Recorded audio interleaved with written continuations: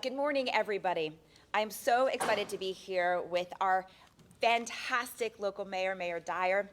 We just kicked off our 2021 Energy and Climate Summit, where leaders across the state are gathering to discuss the future of clean energy and how we can move Florida to a zero carbon future. It's going to take all of us to make this vision into a reality, but we know that doing nothing about climate change is no longer an option. That's why, since becoming Florida's Commissioner of Agriculture and Consumer Services, I've worked to create a bold plan for our state to fight climate change and protect our way of life here in the state of Florida. From phasing out polystyrene styrofoam containers in stores the Department of Agriculture regulates, to increasing water standards to protect our water resources, we have made real progress already. And I'm excited that we have also had significant support from the federal government to help us make the Infrastructure Investment and Job Act that was signed yesterday. This new law will be a game changer for communities across the entire state, from helping rebuild our roads and bridges to safe and more resilient to facing of climate change, to investing in passenger rail and other public transportation, moving us towards more clean vehicles, to modernizing our airports and seaports, to make them more resilient and exercising and experiencing and expediting commerce, and expanding access to clean drinking water, as well as providing major support for water projects, including Everglades restoration. This is historic, making the largest long-term investment in our infrastructure in nearly a century, creating jobs, spurring economic growth, and making sure the United States remains competitive on the global stage. It will be better for the lives of Floridians and build a brighter future for our state. And with my Department of Office of Energy's rolling out our first ever electric vehicle roadmap in January of this past year, I asked our federal partnership plan released in February for the Biden administration to work with us to expand this initiative. It was very exciting to see the infrastructure bill prioritize building a national network for EV chargers, including $198 million over 5 years to Florida to expand our state's network. Our state is no stranger to extreme weathers. We've experienced 22 such events since 2010, resulting in up to $100 billion worth of damages. It is crucial that we harden our infrastructure to be more resilient. Thanks to this bill, our state can expect to receive $26 million over the next 5 years to protect against wildfires, as well as benefiting from historic $3.5 billion national investment in weatherization to reduce energy costs for our families. This bill will also provide $1.6 billion to improve water infrastructure across the state, and it includes nearly $13 billion in funds that can be used for Everglades restoration and other critical projects. The bill will also create $3.5 billion weatherization assistance program for the country to increase energy efficiency, increase health and safety, and reduce energy costs for low-income households by hundreds of dollars every single year. As we look towards and work towards a carbon zero future, the bill will also provide $21 billion in funding for clean energy demonstrations and research hubs focused on next-generation technologies, including $8 billion for clean hydrogen, which will turbocharge our progress towards heavy trucking and industrial sectors that can run without producing carbon pollution.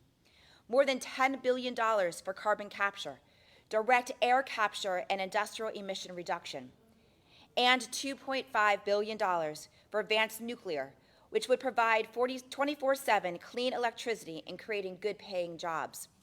It will also invest $500 million to provide cleaner schools for our children and teachers by providing energy efficiency and renewable energy improvements at public school facilities, along with $5 billion EPA efforts to reduce thousands of polluting diesel school buses with electric buses. Together, these investments will reduce energy costs in our schools and improve health for our students and for our teachers by improving the indoor air quality. This is clear. This is a big deal for Florida, and our country as we work to create jobs and economic growth while building a safer, more sustainable future. Now, I'd like to turn it over to Mayor Dyer, who can give you an idea of what this means for clean energy in cities like Orlando. Thank you, Commissioner. Thank you for inviting me. We all know that for many years, Washington policymakers recognized Infrastructure Week without delivering any infrastructure. But as of yesterday, President Biden signed into law the Bipartisan Infrastructure Deal, and we can finally celebrate a week that is truly Infrastructure Week in America. President Biden promised to work across the aisle and forge consensus to deliver results, and that is exactly what happened.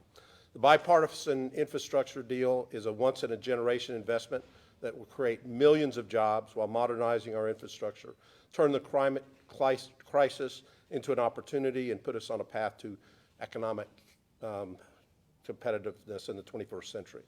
The infrastructure deal will create good-paying union jobs that can't be outsourced and make a real impact in communities across the country, including Orlando.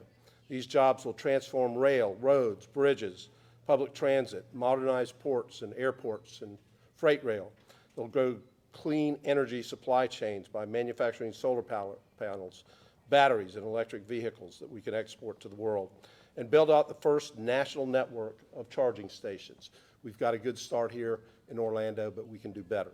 Despite the incredible population growth, infrastructure in Florida has suffered from a systemic lack of investment.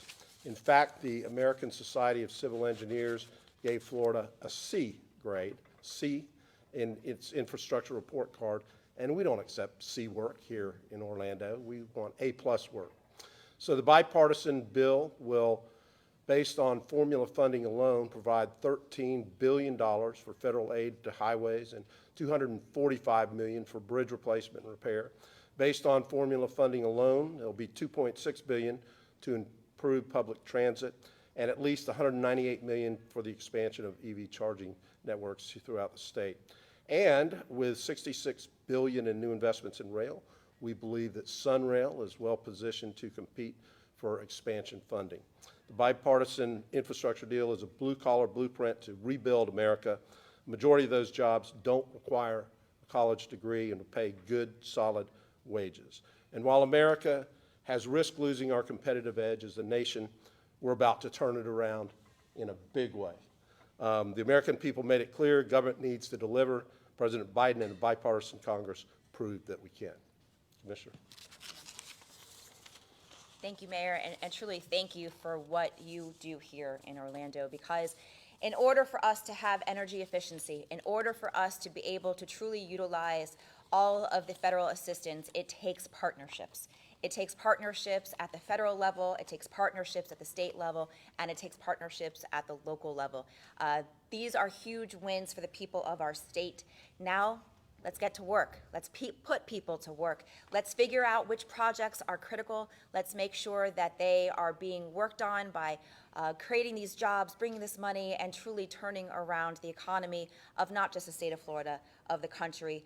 So I applaud all of the members of Congress and the President for pushing this initiative, because this truly is a once-in-a-generation, not only investment in our infrastructure, but investment in the American people.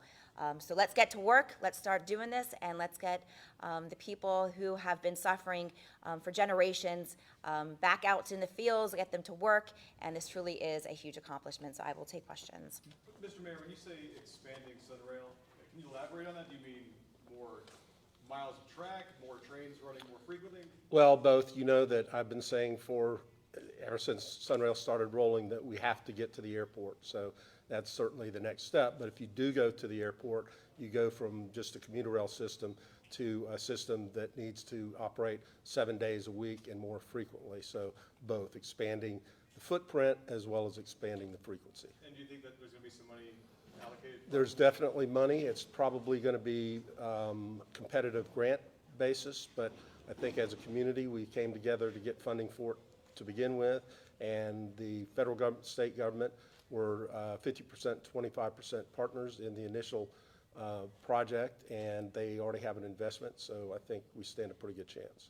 And not to harp on it too much, but do you also mean maybe east-west kind of running trains? That's a possibility as well. You know that there's a conversation going on in our community about Brightline and what role they might play. So I think there's still discussion to be had with that regard, but eventually I do see Sunrail going east and west as well. Commissioner Fried, I wonder if you could talk further about the bill you have in the legislature. There's another bill, I'm sure you're aware, sponsored by Representative Escamani that, also sets goals for net zero emissions. And how is your bill different? Would you consider combining the bills? And to be frank, I have not had an opportunity to look at Representative's bill, but certainly we have worked together in the past on these issues because we see the future very similar on those issues. Our bill takes it a little bit further, and those are important goals, but we also talk about all of the other issues that have to do with energy efficiency, including carbon sequestration for farms, making sure that our grant dollars for the tree planting program, looking at how we do energy efficiency in our minority communities and those. So our bill is comprehensive, so at some point, hopefully the legislature will take up both bills and we can figure out the path to the future. But the fact that we are filing these bills, we see this obviously as a priority. I know that Representative Anna Askamani has been filing similar legislation since she's gotten there. She has been a staunch supporter of where we need to be as a state in our country. So hopefully as the session goes on, we can figure out, hopefully they both move and then we can work on putting them together. These bills in previous sessions did not go very far. Do you think this session will be different in any way? There's always hope. Certainly we are going to do our part because, look, the people of our state want this. The people of our state have been demanding energy efficiency, have been demanding that we take climate crisis serious. So I am very hopeful that the leadership in the legislature, that the people that are there are hearing their constituents because their constituents want this. They want to make sure that not only are we moving our state forward on energy efficiency, but this is creating jobs. And so this is economic opportunities and investment into their own communities. So hopefully the legislature understands this is bipartisan. These are not partisan issues. We all live here in the state of Florida. We all want better paying jobs. We all want to make sure that we are protecting our environment and we've got clean water and clean beaches and clean air. These are not partisan issues. And so we have to win by coming together and moving these issues forward. Mayor, the summit comes just a few weeks after OUC announced the solar pledge. What kind of role is that playing in all of this, and what kind of initiatives is the city looking at moving forward? So the city and OUC had already taken measures to set goals for 2030, 2040, and 2050. But the solar pledge was more to expand and involve the private sector. And we had a number of partners that day, including the University of Central Florida, that came on board. So we can't do it just as a city government, or we can't just do it as a utility. We need our citizens and our businesses to also play a critical role in that. And let me follow up on one thing that the Commissioner said. We view the opportunities in climate change in a couple of different ways on the economic development front. I forget the numbers off the top of my head, but solar energy jobs were one of the highest increases percentage-wise of any type of jobs in the state of Florida over the last couple of years. So we're not going to create jobs in mining coal, for instance, but we can create the jobs for a green energy future.